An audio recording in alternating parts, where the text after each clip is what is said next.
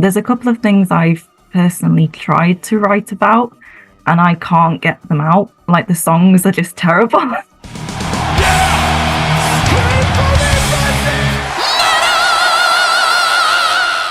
Hey everyone, welcome to the channel. My name is Belgian Jasper. If this is your first time in the channel, hit subscribe right now.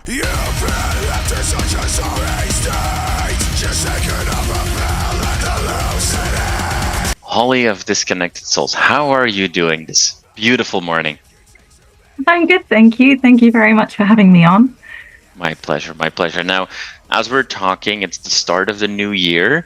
So for somebody named Holly, are you just extremely happy the holidays are over? And I can only imagine a tsunami of puns every day. Yeah, it's quite something, especially because my birthday is just before Christmas. So I get the whole, oh, are you a Christmas baby? No, I wasn't. Just a coincidence.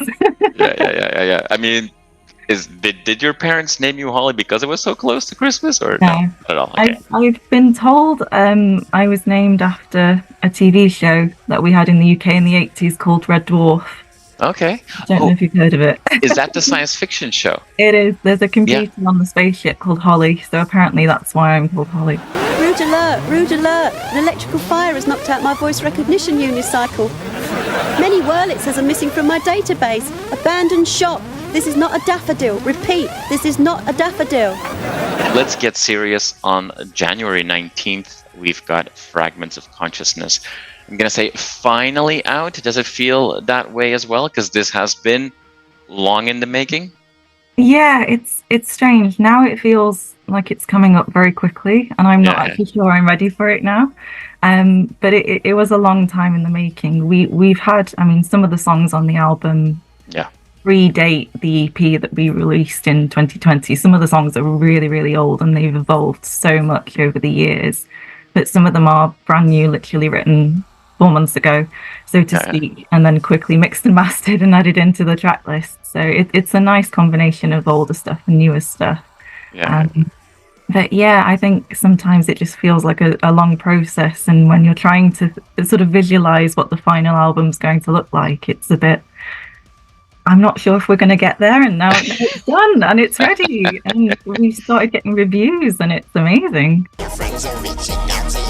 You should just believe that. Surround yourself with yes men now. Endlessly repeat. On the EP, you introduced a couple of concepts that are continuing.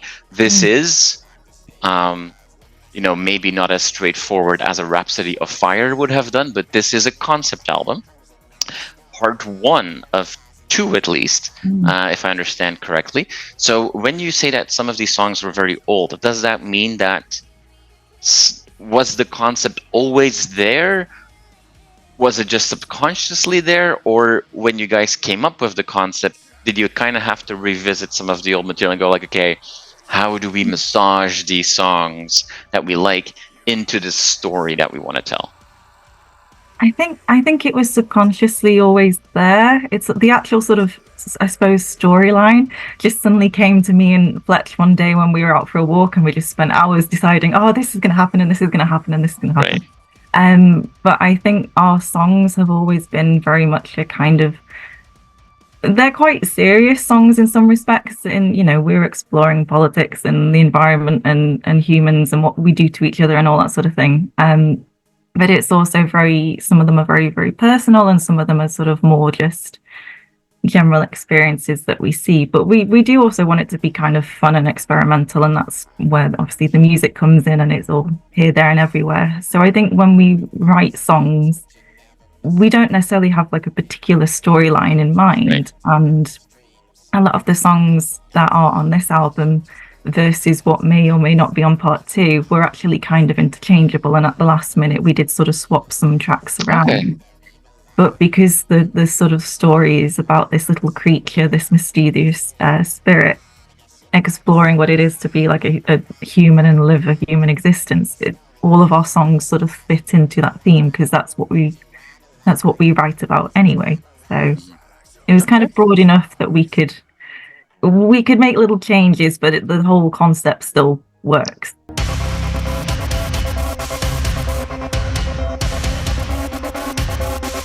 There might be 90s Euro pop disco influences at times in the music, but you know the themes are far from rainbows, lollipops, and sunshine.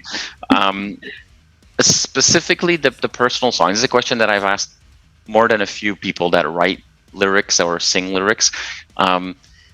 Is that always, catharsis, or is this, especially when songs have been written in some cases years ago, does this, as the person, does that require you and the bandmates to revisit closed chapters? And is there a level of PTSD when you have to, some of these songs might become very popular and your fans might want to hear it every show?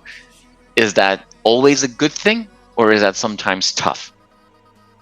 Yeah, that's a really interesting question. I think the songs that we've actually managed to finish, or that we are still working on, I think it's a cathartic process. I mean, particularly with say with Loveless, for example, that was very much Patrick's song, and that was he wanted to express himself through that song, and I think for him that was very much like a sort of relief of, I'm finally getting it out there kind of thing.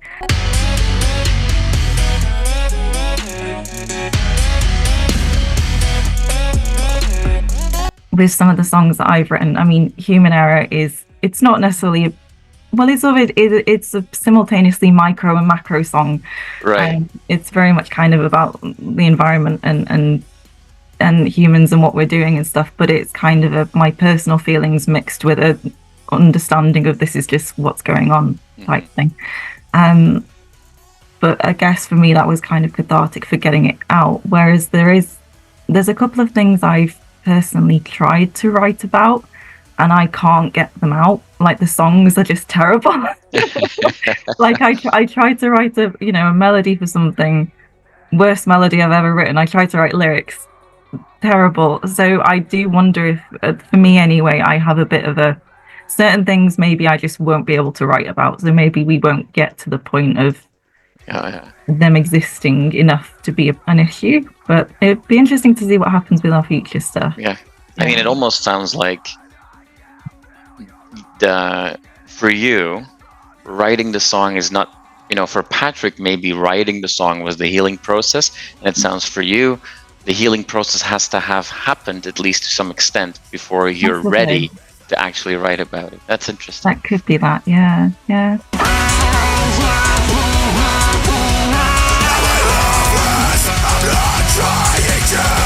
You already mentioned that you also swapped some songs with what was initially album 2, and to stay on this, not to make this an extremely dark and negative and maybe therapeutic conversation, but to stay with the themes one last time, you touched on a number of things. So far, we're in a dark tunnel, and there hasn't been a whole lot of light just yet at the end of that tunnel.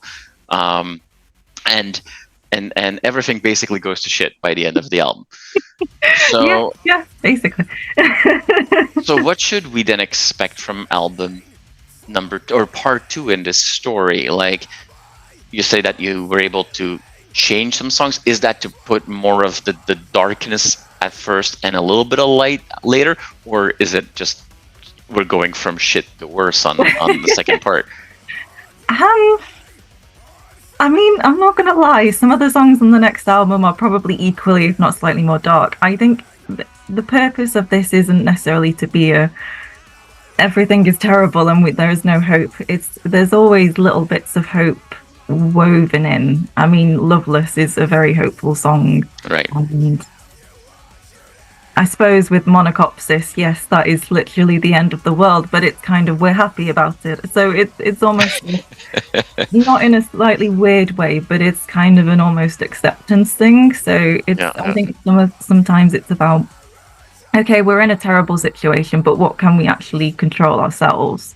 And sometimes that's a case of, well, we can control our immediate surroundings, even if we can't control what's going on in the world. And we can control sometimes how we react to things and how we deal with things. So there's kind of, I think it's hard to fully separate the light and the dark with what we're doing. It's kind of, the whole thing is intertwined. and that's sort of intentional because the world is all intertwined and it's nuanced and it's complicated and all that good stuff. But yes, I do realize it may come across as quite a dark album, and it is, but it also isn't. Yeah. If that makes any sense. For sure. Well, we'll see what part 2 holds for us after the world goes completely dead. How the story will continue. That's maybe a conversation for our next time. You say, yeah, it's a dark album, but a part's also not. There is some hope in some of the songs. There's also some, the music takes us in many, many different areas. It's a very diverse album. Dark elements are often balanced with some more upbeat and lighter ones. So, a couple of questions. First, is it a bit of the unspoken goal of the band to be unclassifiable? I think we didn't sit down and think, okay, we want to be a genreless band or anything like that. It sort of just happened. I think we started being like, we're a metal band, but we like electronic music and we like orchestral stuff. Let's just mix it all together and see what happens.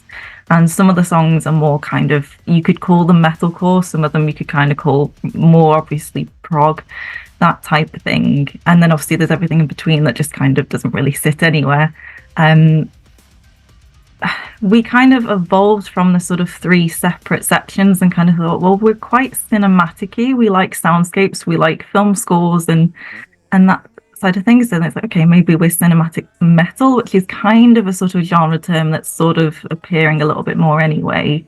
But then there's still everything else. So I don't really know is kind of the answer. I think it's more of a, we like making this music. We're just going to go with it. Spotify doesn't know where to put us. Marketing it does have its challenges and all that good stuff, but we like what we're doing and we've had some amazing responses to it. So I think that's kind of an encouraging thing of, you know what, people are actually quite liking this. Obviously some people don't like it and that's absolutely fine. Right. But some people seem to really, really love it, which is very surprising and wonderful at the same time because I just wasn't expecting that. I was like, we're just making weird music, so yeah, it wasn't intentional, but it's kind of just, you know what, but let's just carry on with it and what we get to.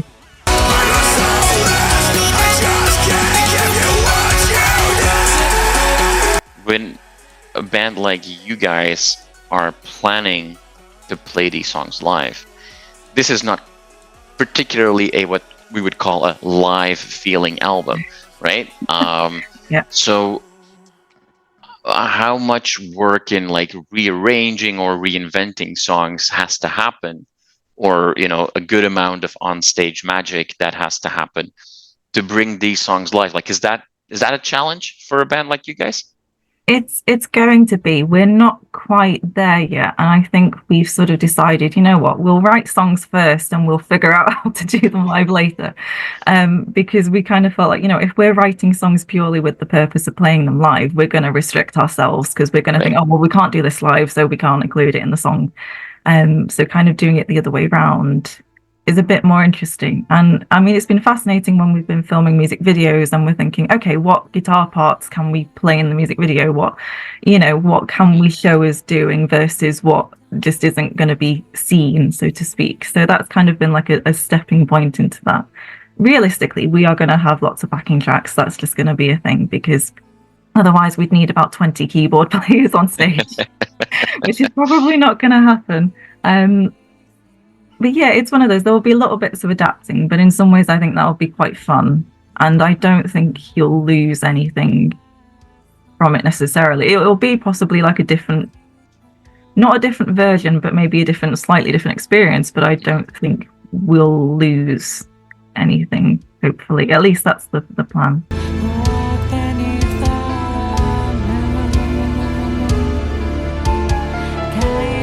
I mean, logical question that follows that is, what is the plan? Like what should we keep our eyes open for? Do we have any shows in the works that we might see announced?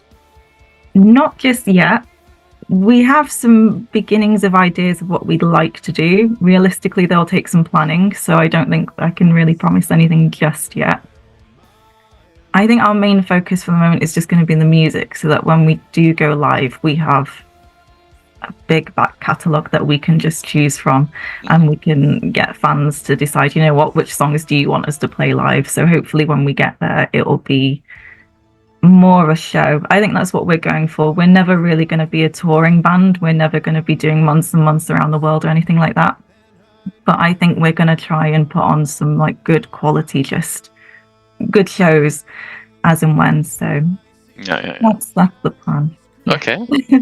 You make it sound like part 2 of the story is not going to take the same amount of time as part 1 to be released. It's been interesting because we had songs that we thought we were going to put on part 1, and actually we've sort of put to part 2. So that kind of means the second album has almost been completed so much quicker because half the material is already done. Right. So that one won't take as long, I don't think. I walk under the darkened sky. We obviously know each other from behind the scenes because you also work in music promotion. You're part of a PR team that I get to work with. So you said earlier, we don't want to limit ourselves to writing songs that we can play live because that would hold us back. Are there then also moments in the band that you put on your hat, or you want to put on your hat as the PR professional that comes to the team and says, hey, what we should really do is XYZ, and the others go like, Holly, just let just let us be ourselves. Because let's be honest, on paper, you guys bring a more experimental approach to music that if you're on the PR side and you're looking for that 3.5-minute radio hit, that's not necessarily what Disconnected Soul is all about. So does that sometimes clash, even just for yourself within you, the artist and the PR professional? It has happened. I guess not with the music necessarily, but more kind of I don't know. Yeah, what do we call ourselves? What even attempt of a genre label can we make? Because that has involved some discussion and and stuff like you say, we are not going to get on mainstream radio, so we are considering, do we do some like radio edit versions of our songs, because we can't write a song under 4.5 minutes. It just doesn't happen. We've tried. So there's things like that where I'm thinking, do we try radio edits? Do we try, I don't know, releasing an album that is more cohesive genre-wise, just to see, does that push us further in certain algorithms? Do we do this? Do we do that? And these are all things that I think we might just try for the fun of it and just see what happens. But I'm trying very much not to be kill the magic. Yeah. And I do try and separate, PR brain from music brain. It's quite fun though in some ways, because being obviously very promotional PR-y side of things, it in some ways there is an element of, well, I know what the rules are, therefore it's almost easier to break them. Right. So in some ways that's quite useful. It's like, okay, well, I know what you're supposed to do, so I know we can break this rule and we can do that and it's fine.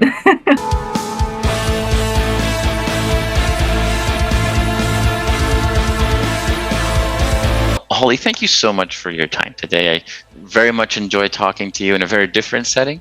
I'm excited for you guys to release your album and introduce all of it, because a few singles have been released, but a lot of surprises are still coming for everybody. And then I'll keep my eyes open for announcements for next body of work and potentially those first shows that, if you call yourself cinematic, I am expecting a big stage production, obviously. Oh, yes, thank you. Thank you so much for today. It's been lovely.